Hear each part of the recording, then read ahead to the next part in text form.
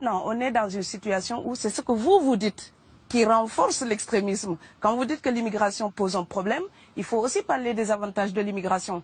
Parce que moi, quand je travaille en France, je paye mes impôts ici.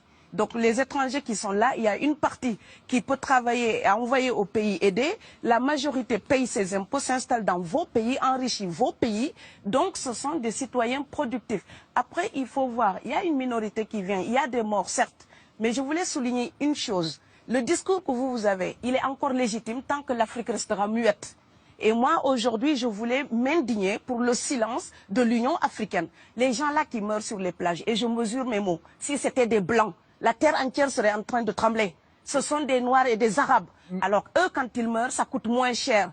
Ici, j'étais venu en 2008 et j'avais dit, l'Union européenne, avec ses flottes de guerre, avec son économie, je vous dis une chose, si on voulait attaquer nos pays ici en Occident, il y aurait des moyens de se défendre. Donc si on voulait sauver les gens dans l'Atlantique, dans la Méditerranée, on le ferait. Parce que les moyens qu'on a mis pour Frontex, on aurait pu les utiliser pour sauver les gens. Mais on attend qu'ils meurent d'abord. C'est à croire que le laisser mourir est même un outil dissuasif. Et je vais vous dire une chose, ça ne dissuade personne. Parce que quelqu'un qui part et qui envisage l'éventualité d'un échec, celui-là peut trouver le péril absurde et donc l'éviter. Mais celui qui part pour la survie, qui considère que la vie qu'il a à perdre ne vaut rien, eh bien celui-là, sa force est inouïe, parce qu'il n'a pas peur de la mort. C'est exactement pourquoi il faut fermer des frontières complètement. Il faut sauver l'Afrique et sauver l'Europe. Vous ne pourrez pas rester comme vous ne resterez pas comme des poissons rouges dans la forteresse européenne. La crise actuelle nous a démontré ça. Au jour d'aujourd'hui, l'Europe ne sera plus jamais épargnée tant qu'il y aura des conflits ailleurs dans le monde. L'Europe ne sera plus jamais opulente tant qu'il y aura des carences ailleurs dans le monde. On est dans une société de la mondialisation où un Indien gagne sa vie à Dakar, un Dakarois gagne sa vie à New York, un Gabonais gagne sa vie à Paris. Que ça vous plaise ou non, c'est irréversible. Alors trouvons une solution collective ou bien déménager d'Europe parce que j'ai l'intention de rester. Quand quelqu'un part, c'est comme quelqu'un qui est élu, choisi, peut-être le plus débrouillard. Et il y a tout un clan ou toute une famille qui pose son espoir sur cette personne-là. Monsieur, là, je vous vois bien habillé, bien nourri. Si vous étiez affamé chez vous, peut-être que votre famille serait ravie d'imaginer que vous pourriez aller gagner de quoi faire vivre les autres. Donc c'est aussi une solidarité qui est en œuvre. On laisse partir quelqu'un, on compte sur lui. Vous allez me laisser terminer.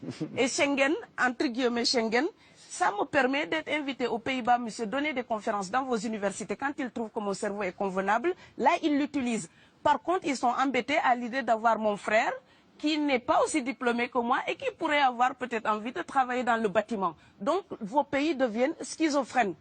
On ne peut pas trier les gens comme ça avec les étrangers utiles et les étrangers néfastes. Et la deuxième chose que je veux dire aussi, c'est que les Européens, là, on voit des Africains qui viennent, d'accord? Ce mouvement, ce déplacement de population, on le voit. Mais on ne voit pas le mouvement des Européens allant vers les autres pays.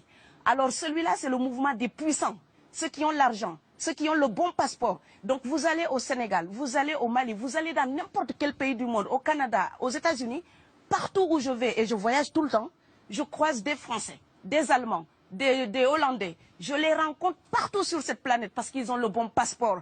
Donc, comme avec l'exotisme, l'Europe s'était arrogé le précepte unique, unilatéral, de l'exotisme. Les autres sont exotiques. Alors que pour quelqu'un de mon village, il n'y a rien de plus exotique que quelqu'un d'Amsterdam.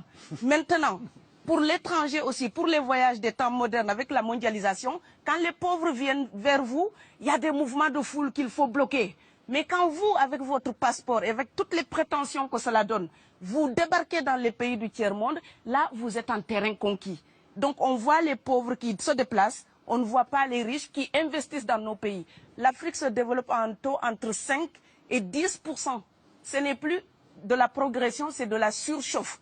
Sauf que quand des pays du tiers-monde se développent et qu'ils n'ont pas les moyens pour gérer tout ça, il faut une ingénierie, il faut une formation, il faut des populations pour installer une démocratie. Là, cette surchauffe-là, vous avez besoin qu'on reste dominé pour servir de débouché à l'industrie européenne. Alors il faut arrêter l'hypocrisie. On sera riches ensemble ou on va se noyer tous ensemble.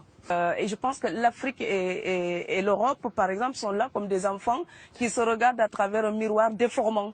Il serait enfin temps qu'ils se respectent, enfin qu'elles se respectent suffisamment pour que l'Europe arrête de nous envoyer ses déchets industriels, pour construire avec nous de véritables industries, pour que l'Europe participe à ce développement et que l'Afrique, 60 ans après les indépendances, arrête de dire c'est la faute des autres. Au bout d'un moment, indépendance, c'est responsabilité. Si nous sommes vraiment indépendants en Afrique, nous sommes aussi responsables de notre destin. Et ça ne se fera pas sans les Européens et l'Europe ne s'en sortira pas sans l'Afrique parce que sinon nous serons un boulet que vous traînerez. Donc ce monde-là est lié et je pense que l'entente, je rêve d'une entente, d'une fraternité.